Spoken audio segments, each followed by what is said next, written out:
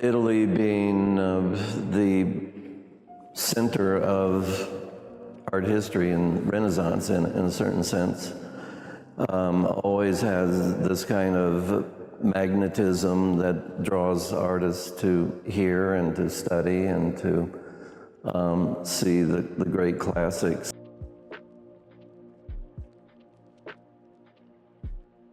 And I started out at the university thinking I wanted to be an architect, that building structures and kind of addressing aesthetic issues through architecture. It was kind of like Frank Lloyd Wright was a focus, and Mies van der Rohe, or those architects. And I've found that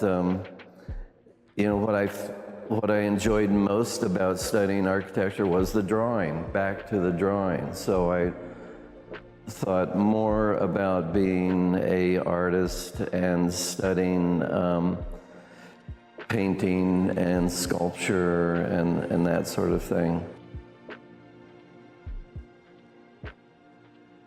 Yes, I've started, scouring and reading everything I could about contemporary art. And there was Art Forum, this is when I'm in third year at the university. I decided I worked for NASA because I was living in Florida.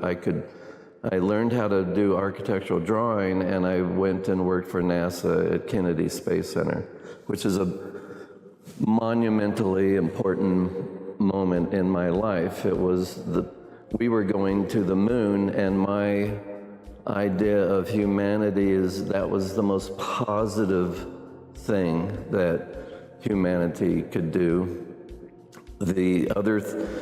On the other side was Vietnam, which was the worst of humanity in a way.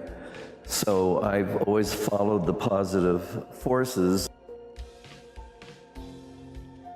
I was accepted by the Whitney Museum in New York to do an independent study in New York. And I'd never been to New York. I had built a little studio in Venice, California, and I went to New York, and I felt the dynamics of minimalism and conceptual art, and where would I fit, and to see who my heroes were, or the heroes of that time. It was like, actually there's Robert Smithson, Richard Serra, Eva Hess, like the process artist, the minimal artist, the earthwork artist.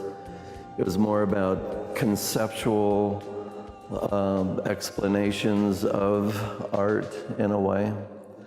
And I kind of found myself fitting with all of the ingredients of minimalism and conceptual art and land art, earthwork, that I could stand at that moment and project my ideas into the future of that.